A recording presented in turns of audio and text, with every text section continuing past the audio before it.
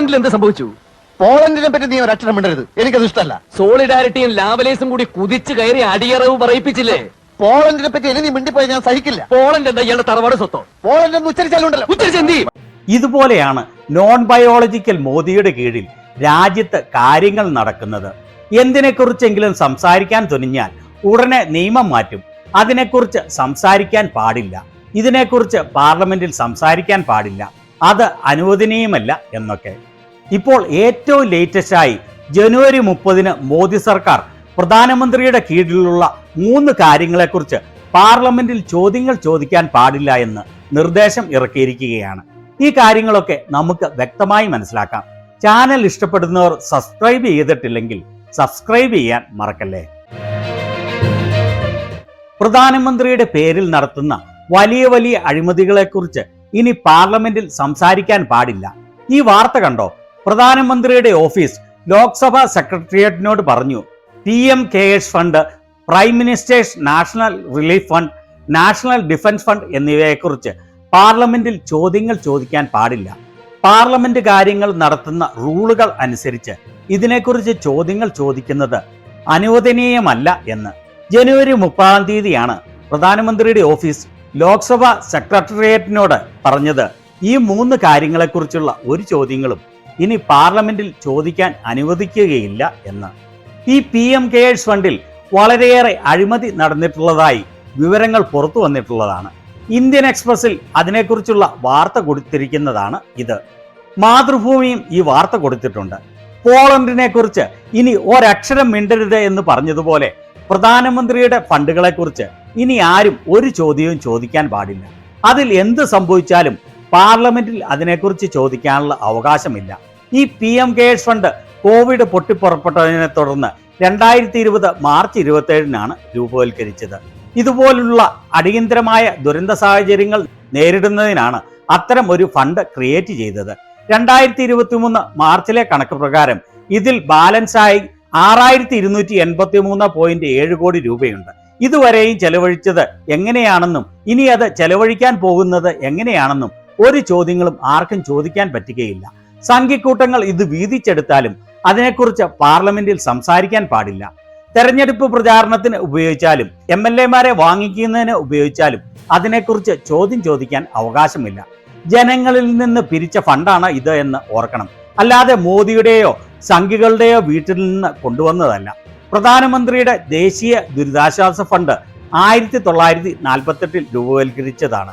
പ്രകൃതി ദുരന്തങ്ങളിൽ മരിക്കുന്നവരുടെ കുടുംബാംഗങ്ങളെ സഹായിക്കുന്നതിനും അപകടങ്ങൾ, കലാപങ്ങൾ എന്നിവയ്ക്ക് ഇരയായവരെ സഹായിക്കുന്നതിനുമാണ് ഇത് രൂപവൽക്കരിച്ചത്. അതിലെ പണം എങ്ങനെ ചെലവഴിച്ചെന്നുള്ള കാര്യവും ഇനി ചോദിക്കാൻ പാടില്ല. തങ്ങൾക്ക് ഇഷ്ടമുള്ളതുപോലെ മോദിയും കൂട്ടരും അത് ചെലവഴിക്കും. പക്ഷേ ഏത് തരത്തിൽ ചെലവഴിച്ചാലും അതിനെക്കുറിച്ചുള്ള ഒരു ചോദ്യങ്ങളോ ചർച്ചകളോ പാർലമെന്റ് നടത്താൻ സാധ്യമല്ല. ദേശീയ പ്രതിരോധ ഫണ്ട് സൈന്യത്തിലെയും അർദ്ധസൈനിക വിഭാഗങ്ങളിലെയും അംഗങ്ങളെയും അവരുടെ കുടുംബാംഗങ്ങളെയും സഹായിക്കുന്നതിന് വേണ്ടി രൂപീകരിച്ചതാണ്. അത് ഇനി അവരെ സഹായിക്കുന്നതിനല്ലാതെ ഉപയോഗിച്ചാലോ ഇവരുടെ ഇഷ്ടപ്രകാരം ഏത് തരത്തിൽ ഉപയോഗിച്ചാലോ ചോദ്യം ചോദിക്കാൻ പാടില്ല. മുൻ ലോക്സഭാ സെക്രട്ടറി ജനറൽ ആയ PDP ആചാരി ഇതിനെക്കുറിച്ച് പറഞ്ഞത് ഇതാണ്: ചോദ്യം വിലക്കാൻ യാതൊരു അവകാശവും പ്രധാനമന്ത്രിയുടെ ഓഫീസിനില്ല. പാർലമെന്റ് അംഗങ്ങൾ പല കാര്യങ്ങളിൽ ചോദ്യം ഉന്നയിക്കും. അത് ചട്ടപ്രകാരം അനുവദനീയമാണോ അല്ലയോ എന്ന് തീരുമാനിക്കേണ്ടത് സ്പീക്കറാണ്. എന്ത് ചോദ്യം ചോദിക്കണം, ഏത് ചോദ്യം ചോദിക്കണം, ഏത് ചോദ്യം പരിഗണിക്കണം, ഏത് പരിഗണിക്കരുത് എന്ന് പറയാൻ സർക്കാരിന് യാതൊരു അവകാശവുമില്ല. പക്ഷേ മോദിക്ക് പ്രത്യേകിച്ച് അവകാശത്തിന്റെ ആവശ്യമില്ല. വിവരമില്ലാത്തവർക്ക് ശരിയായിട്ടുള്ള കാര്യങ്ങൾ എന്താണെന്ന്, കീഴ്വഴക്കം എന്താണെന്നോ ഏത് തരത്തിലാണ് പാർലമെന്റ് നടപടികൾ നടത്തേണ്ടത് എന്നോ ഉള്ള കാര്യങ്ങൾ വിഷയമല്ല. അവർ തോന്നുന്നത് പോലെ കാര്യങ്ങൾ തീരുമാനിക്കും, അതുപോലെ നടത്തും. ഈ വാർത്തയിൽ പറഞ്ഞിരിക്കുന്നത് കണ്ടോ?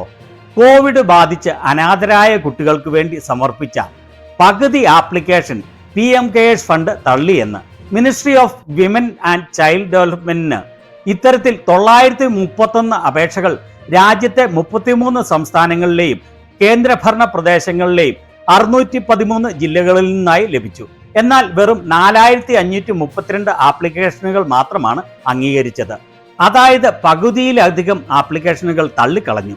4781 ആപ്ലിക്കേഷൻ നിരാകരിച്ചപ്പോൾ 18 എണ്ണം അപ്രൂവൽ കാത്തിരിക്കുകയാണ് എന്നാണ് പറഞ്ഞിരിക്കുന്നത്.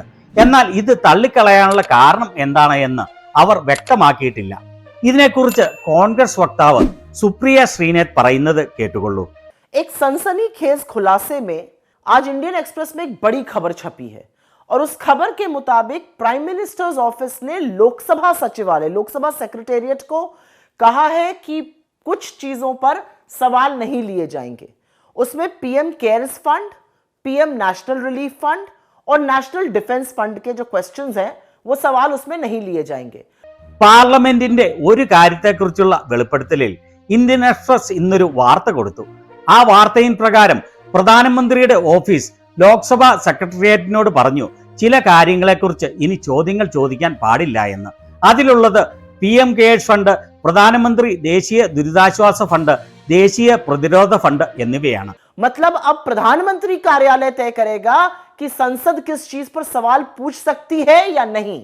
पहले इसको RTI के लिमिट से बाहर किया गया, कहा गया हम इस पर कोई जवाब नहीं देंगे. असलियत यह है कि इसमें पैसा सिटीजंस ऑफ इंडिया और बहुत सारे सरकारी उपक्रम, बहुत सारे PSUs इसमें पैसा डालते हैं, तो इसकी जवाबदेही कैसे नहीं है. അതായത് ഇനി പ്രധാനമന്ത്രിയുടെ ഓഫീസ് തീരുമാനിക്കും ഏത് കാര്യത്തെക്കുറിച്ചാണ് ചോദ്യം ചോദിക്കാവുന്നത് അല്ലെങ്കിൽ ചോദ്യം ചോദിക്കാൻ പാടില്ലാത്തത് എന്ന്. ആദ്യം ഇവയെക്കുറിച്ചുള്ള കാര്യങ്ങൾ RTI വഴി ചോദിക്കുന്നത് നിരോധിച്ചു.